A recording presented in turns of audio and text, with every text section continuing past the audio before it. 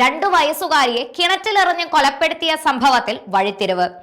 മണിക്കൂറുകൾ നീണ്ടുനിന്ന ചോദ്യം ചെയ്യലിൽ കുട്ടിയുടെ അമ്മാവൻ കുറ്റം സമ്മതിച്ചു.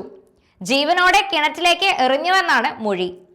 വീട്ടിൽ ഇന്നലെ കുഞ്ഞിന്റെ അമ്മയും അച്ഛനും പുറമെ അമ്മാവനും അമ്മൂമ്മയും ഉണ്ടായിരുന്നു.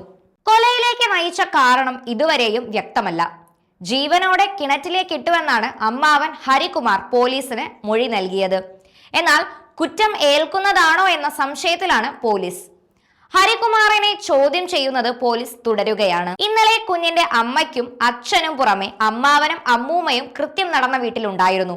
4 പേരെയും കസ്റ്റഡിയിലെടുത്ത് പോലീസ് ചോദ്യം ചെയ്തു വരികയാണ്. കുട്ടിയുടെ അമ്മ ശ്രീധുവിന്റെ മൊഴിയിലും വൈരുദ്ധ്യമുണ്ട്. ഇന്ന് രാവിലെയാണ് കുടുംബം താമസിക്കുന്ന വാടക വീടിന്റെ കിണറ്റിൽ 2 വയസ്സുകാരിയായ ദേവേന്ദുവിനെ മരിച്ച നിലയിൽ കണ്ടെത്തിയത്. ഉറങ്ങിക്കിടക്കുന്ന കുഞ്ഞിനെ കാണാനില്ലെന്ന പരാതിയുടെ അടിസ്ഥാനത്തിൽ നടത്തിയ പരിശോധനയിലാണ് മൃതദേഹം കിണറ്റിൽ നിന്നും കണ്ടെത്തിയത്.